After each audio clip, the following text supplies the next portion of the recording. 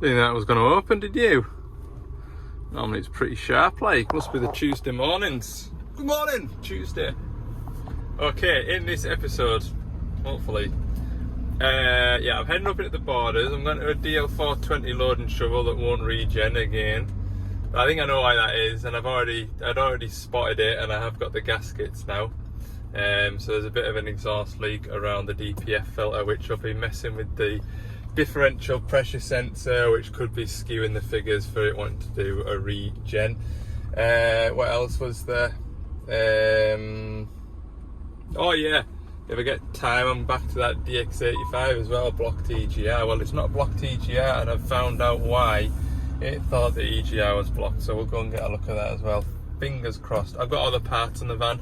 Let's get up into the borders and see how many jobs we can do. Okay, this DL420 still isn't seeing, it's decided it's not seeing this flipping regen switch anymore. DPF says it's clogged. We have got an exhaust leak at the DPF filter, which I need to sort out. I've got some new gaskets for that, but the operator should still be able to do a parked regen. So to do a parked regen, the park brake needs to be on, the engine needs to be running, and the pilot isolator switch here needs to be engaged so we can't work the joystick. Now what I can do is check the inputs of these through the screen. So when I press that switch, it illuminates a little orange light on there, so I know that the machine controller can see me doing that, can see me doing that, but it isn't seeing me pressing that or that. The reason why I'm showing you this with the ignition off is because that thing there, which is your brake assist module, it's flipping annoying because I wanted this shovel reversed into here, but it kept locking the brakes out trying to reverse in, because it thought I was going to crash. But anyway, with the ignition on, that thing just goes beep beep beep beep beep beep beep beep beep, and it's so annoying. So I have got no power at that switch. I've had a look at the schematic, I've checked the fuse is okay. I need to trace this wiring down here, and into the back of here, and try and find out why I ain't got any power. I know there's two multi-plugs out there. What's that beeping now? Flipping beeping everywhere. Anyway, yeah, I need to check the plug in here before it goes into the VCU, but I need all this malarkey out my way. So that's what I'm going to do now, and then while I'm doing all of this, the exhaust can cool down. So it has been brought to my attention that you want to see a little bit more of taking things apart, and it is my endeavour to do as much taking things apart on camera as possible. The biggest reason why I don't do many taking things apart clips is because sometimes basically what it is I get out the van, grab you lot, and start recording, and then I just get on with the job, and then think, oh yeah, I haven't shown you lot what I've done, and so that is why I haven't been very good of late showing you. So hope that's going to be enough just to peel this cover back to get a look. Does this just pop up? I think it does. Yes. Yes. No. Yes. Yes. Yes. Sort of. There. Right. So I've got some white wires with red traces. They're the ones that I think I need to be at. 1, 2, oh, we've got 3 plugs. Aren't I lucky?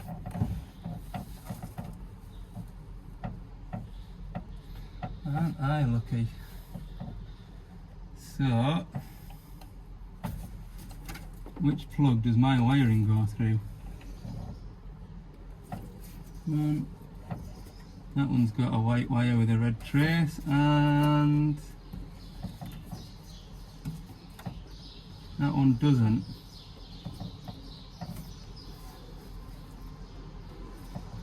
Right, I should go and get my multimeter now and see what sort of power I've got up out of here to know whether my problem's going on this bit of wire and loom up here or wire and loom down here.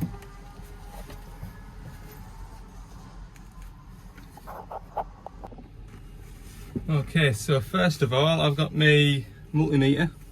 The other end of it is in the plug for the regen switch, which is a white wire with a red trace. I've got one here.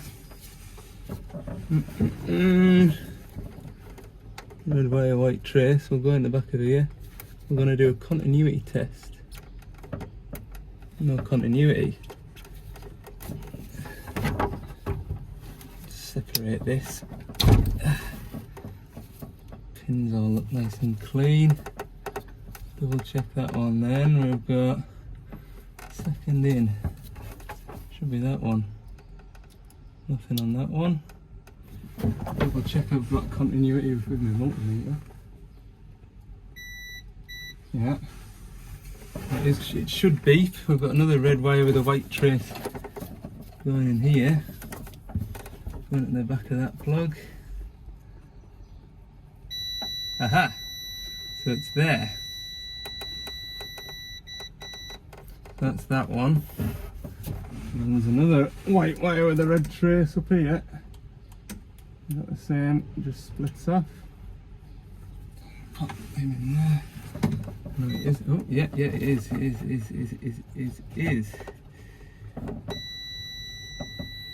Okay. We'll plug him into there. Take that one out of there. What I need to do now, check what the voltage is down here. I'll put this crocodile clip onto an earth, just about there. Aha!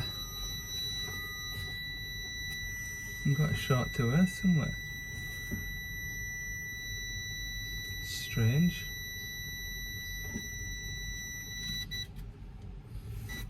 That's a continuity to earth, that, with a resistance value, which is unusual.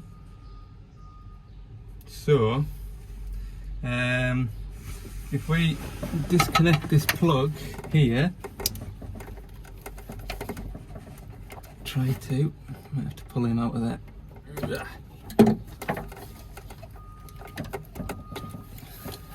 Do we have a continuity to earth in this bit of loom or this bit of loom? We can get them the wrong way around, I think, so we'll plug him back in because we don't need him.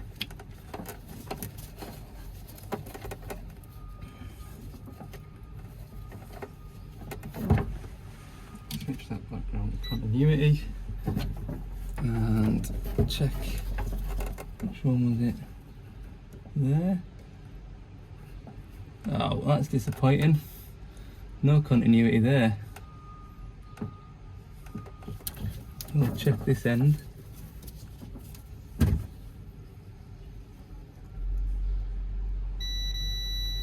There is continuity there. Let's have a look. 5.6 ohms. Pretty sure that's not a good thing. Okay. Yes, that is the beeping I'm trying to avoid you lot listening to. So I'm making a little bit more sense of it. The white wire with the red trace, that goes to this, it goes to that, it goes to all three of these which aren't used. That's the illumination switch. That's why I haven't got power there. When I turn my work lights on, oh look, I've got power there. What a plum. That comes from the ACU, auxiliary control unit, which is a computer down there, and that is why I've got an earth there as well. It's all electronic bumble. So this switch here, we've got that green wire in the middle, that is earth, and then this black with a green trace and another black with a green trace, that is inhibit, and regen. You can see when I hit the inhibit switch, power disappears. So the EPOS, the controller, is looking for that power disappearing to receive the signal to not allow it to do a regen. That is working for both the regen side and the inhibit side. However, if you look at this here,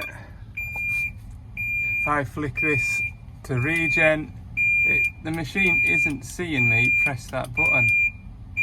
Super duper annoying. For example, what can I show you? Parking brake pressure switch. I'll show you the parking switch there. This is what I want it to do. See? So I know that the machine can see me pressing that button. My work phone's ringing. Right, peace and quiet again. I've knocked that thing off. So yeah, the switch is doing as it should. I'm not really expecting any more than 5 volts on those wires because it's coming from a controller. So all I can do is see that the plug, that voltage is disappearing. And then if it's not that, it's, you know, if the voltage is disappearing, then the EPOS, the controller, isn't seeing it, which therefore means that we have an EPOS issue. The only thing that's different with this, the only other thing I can think of is it's a software bug. And do you remember I put a, you probably won't like, but I put a new update the software in this about 6 months ago now, to be fair, like, but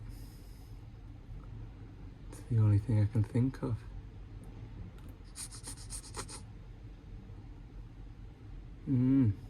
Because my wiring's good, isn't it? It is, aye, it is. So we'll unplug it at the VCU, EPOS. Take that cover off.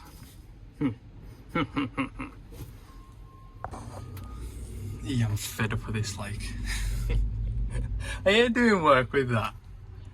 It's flipping stupid, isn't it? Look at all these wires and cables I've got in here. So, what have I done? I've reflashed the EPOS with a different software. Still doesn't want to see that. Spoke to 3 different people.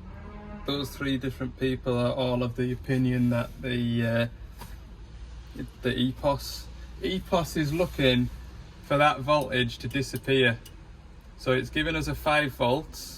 And when we press that switch, the voltage disappears, and when the EPOS sees that voltage disappears, it should know that you're pressing that switch to then go into a regen, or press the switch that way, and it should prevent the machine from going into a regen if you're working in among sawdust or something flammable. And it's not seeing that one or that one. I've tried to go into there's no like configurable inputs to see if the machine knows to look for that switch. So spent a lot of time, achieved very little.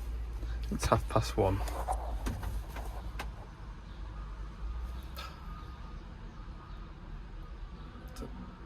It's annoying, like, not gonna lie. So anyway, all I can do is obviously put this cab back together, replace that gasket out there that's leaking, and then use the scan your diagnostic tool to force a regen. Here's my pal Connor back. So all I'm going to do now is double check that I'm right in looking for 5 volts there and not 12 or 24. So that's the shovel back together. Inside anyway. I'm going to take the outside of it apart now. We've put a case on against this shovel just to dot the I's and cross the T's, make sure Ali hasn't missed anything. And we'll go from there. I mean, to me it has to be the EPOS. So what I'm going to tell you next is young Connor was on the phone earlier.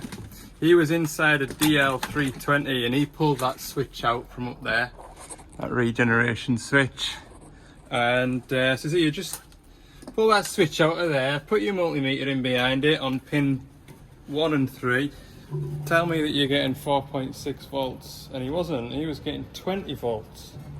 The only difference there being that shovel will have a Doosan engine in, whereas my shovel's got a Scania engine in. So that could be the difference. What else was there? But either way, that voltage is coming out of the EPOS switch. Either it's not seeing the switch because the voltage is low, but it gives it the voltage, so that's its issue, or it's not seeing the switch because it doesn't know to look for the switch. That's my opinion. I think either way, it's got to be an EPOS. Okay, we've got an exhaust leak out of here, I think. Certainly around the back of there. Here's a bit of blackness. There's loads up on here. And I just want to get that sorted because I think it's wanting to try and regen a bit too often. And I think that partly due to it having an exhaust leak. It's messing up its calculations and whatnot. That's my assumption. So I've got a new gasket to go in here. I need to split that, take that ring off, take this clamp off, take that clamp off, and should be able to pull this out the way enough to. That's the plan. I'll probably split that and then see if this flexi's got enough. The less of these sorts of clamps I need to touch, the better, because I think it was that one there when I've replaced this bit of flexi pipe in the past. That one there was a bit it's a bit tricky like. I had the 980 version of that. Yeah. They had blue or nothing. Yeah. Then we got that Volvo, there just seemed to be nothing wrong with the blue system when they first got it. The Volvo. Yeah.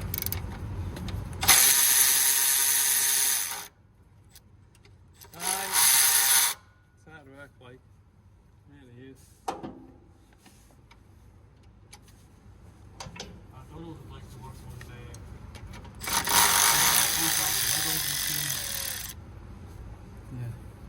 Run a vintage fleet in there. well, there is. That's this is the new machine in the whole fucking place. It's the one that's laid up. Oh god. Where they went for it goes for. Oh yeah, everything's good when it's going right. It's gone fine this morning, it just had that alarm on it. Mm-hmm. Chuck that out. It was chose to be ignored.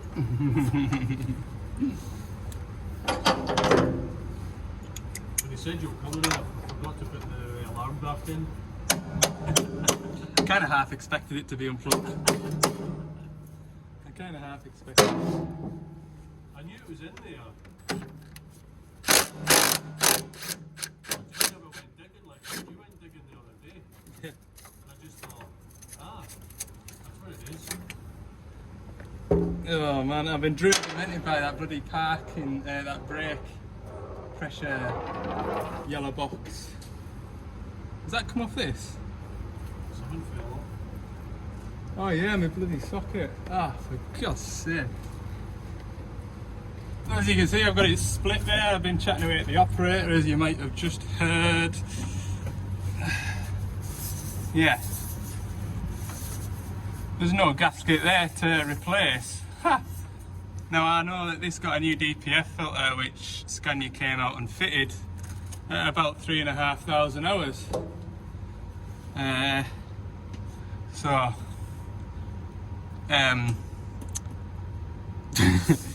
They never put a gasket in when they went and fitted it.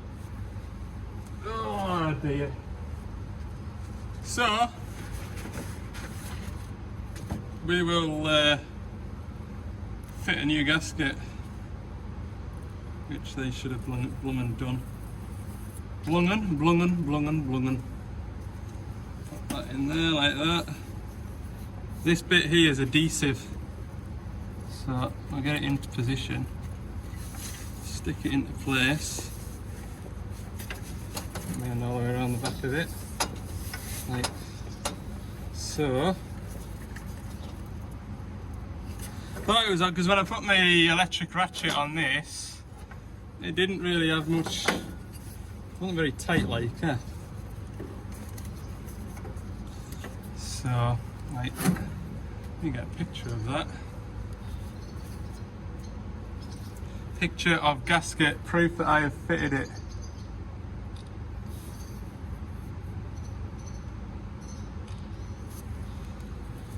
So that should help things. You can see just, hang on. You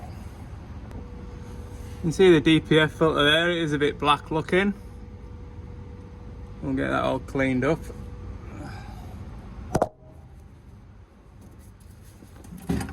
You get this fitted back in here now, like that. Oh, that's gone remarkably well. Right, and then we'll put him on here. Get the nut, where's the nut gone? Al, where did you put the nut? There it is. Put that back on there. We'll run it up a bit, and then what I do is just tap these bands a bit and you get a little bit more, so it's super duper tight.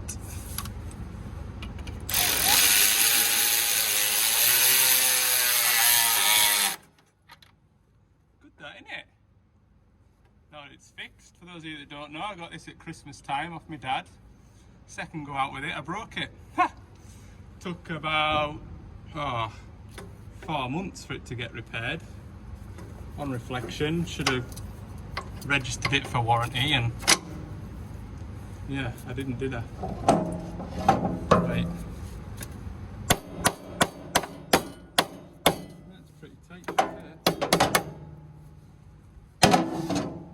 So I'll probably get my whiz popper on there now. The whizzer. Get this bigger whizzer on. I mean, that does tighten stuff up, but for something like this, just want to make sure wrong direction. That's tight. Awesome work. Okay. Right, I need that band tightened up now. This one here, down here. Can you see it? Yeah. That extension and that.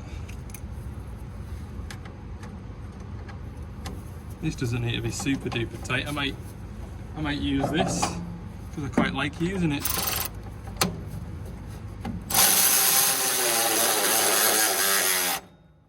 we go.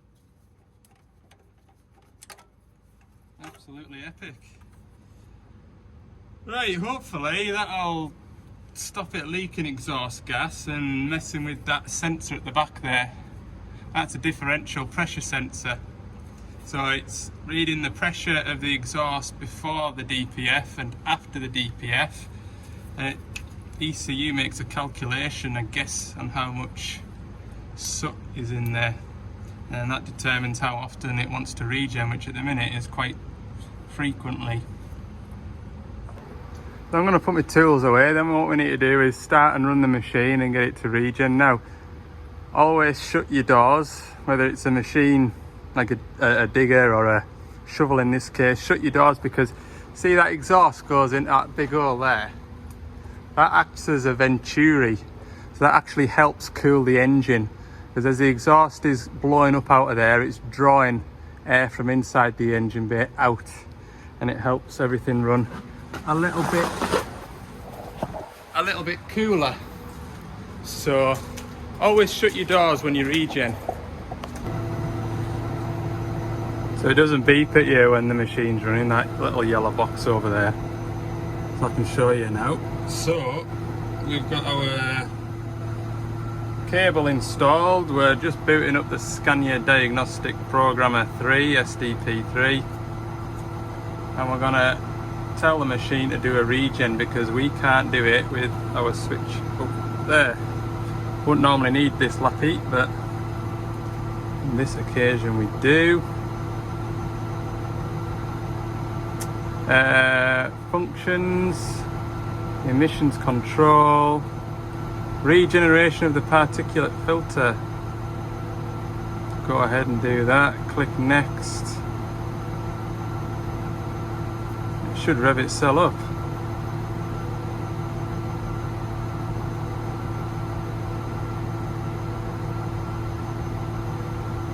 Conditions haven't been met. That's probably because the coolant temperature isn't up to temperature. Let's just check what the conditions are.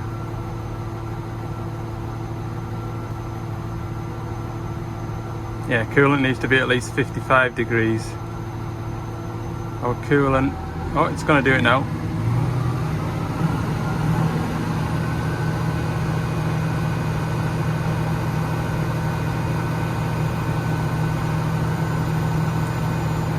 And then in about 5 minutes time, once it's got up to temperature, it'll start doing a burnout.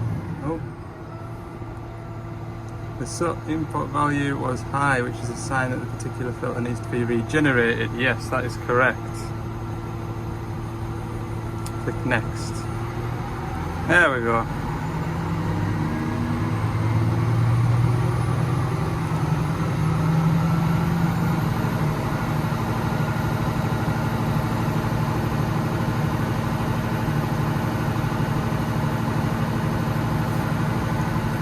So it says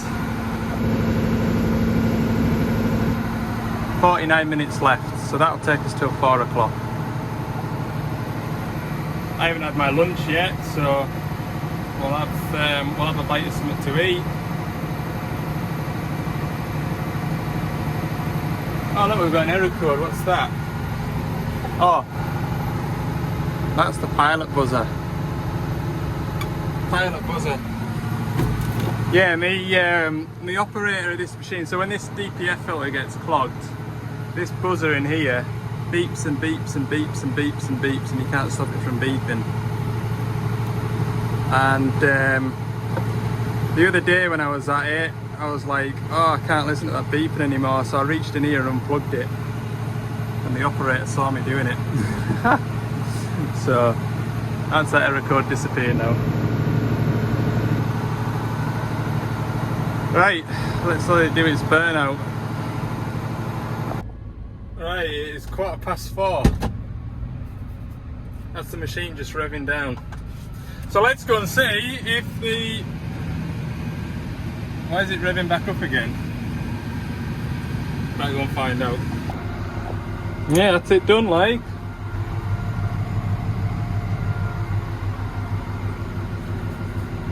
Should really go home now, but I'm half an hour away from that DX85. That job will only take me 20 minutes. That'll take us till 5 o'clock, 5:15.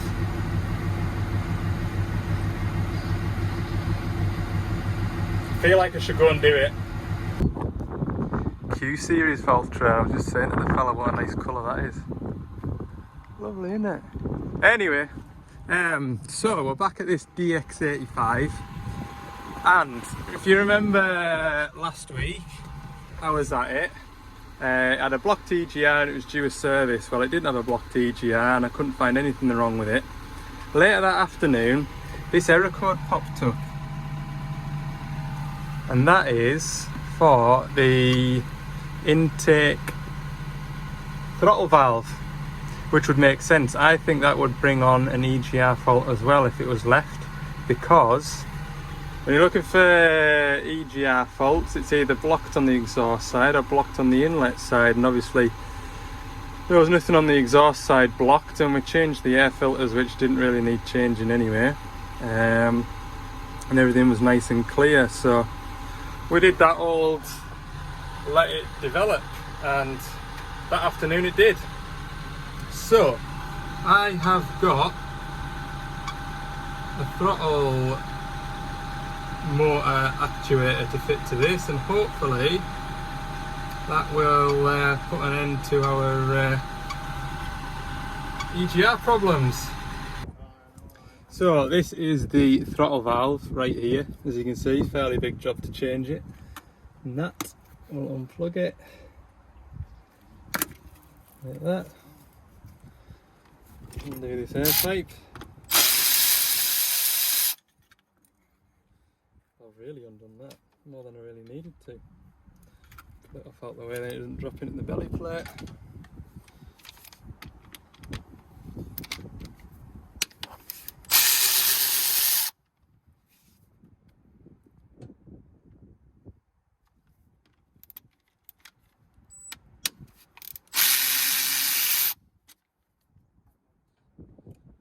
Can I get the one round the back with this ratchet? Oh, yeah, look.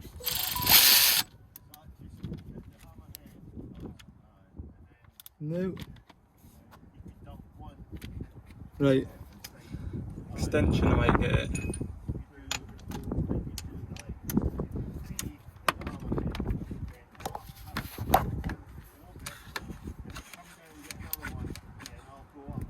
There we go. That is the throttle valve out. Nearly. Right. Pull him off. Get the new one. Ha.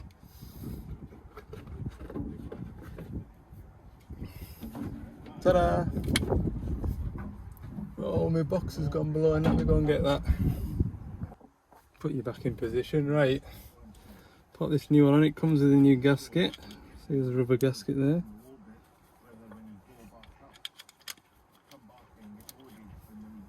One,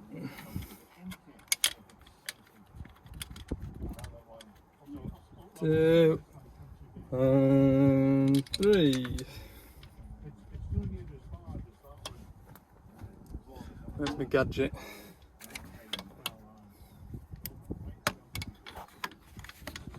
You're right in the way, you know. Right, I will nip that up once I've moved you out of my way. I'm sure it'll be tight enough, like, but...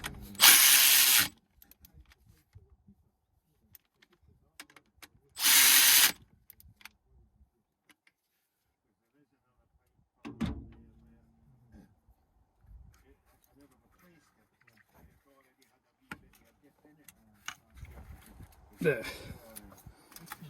That is pretty much mission accomplished. I'll get that on.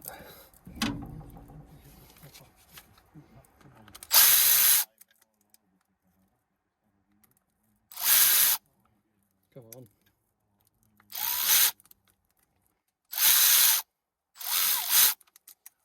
Good. Do it the old-fashioned way then.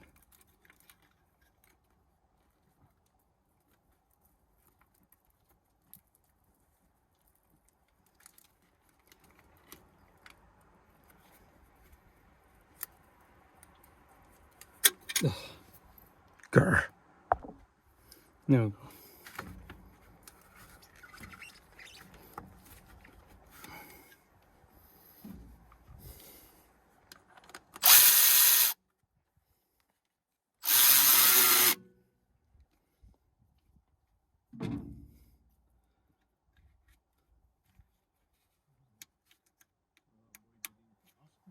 There we go. Right.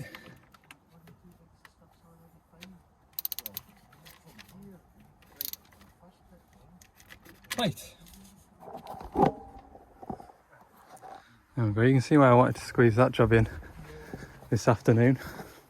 I was only half an hour away, and for the rest of the week I don't think I'm going to be anywhere near this area. Did that with the ignition on, so that's good. Oh look! Engine management light's disappeared. Ah! I've fixed it. Okay. And we're gone just like that. Lovely little do. 23 minutes past 5. 1 hour 59 minutes to my front door. Oh god. Zoom out. There we go. So I will catch up with you in the morning. More loading shovels tomorrow. We've got an old 420 and a DL320 to go and see. I was going to say I will put my seatbelt on because I don't need to shut this top gate because they're coming back out. There we go, right. See you all in the morning. Wednesday morning, and I've been having to think about it. We got a lot of footage yesterday to make a video. I don't want the videos to go on too long. I think normally about half an hour, 40 minutes is long enough. So what I'm going to do is stop the video here because I've got another long day today. Oh, it's going to be a long day. And you'll see today on, what day is it today? Yeah, you'll see this one on the weekend probably. Good Lord. Right, thanks for watching. See you all in the next one. Subscribe if you haven't, like if you've learned something or enjoyed the video a tiny bit. And for more bits and pieces throughout the week, check out Ali's Digger Diary on Instagram. Go there too. Little sneak peeks behind the scenes. Let's go. See you in the next one. Bye.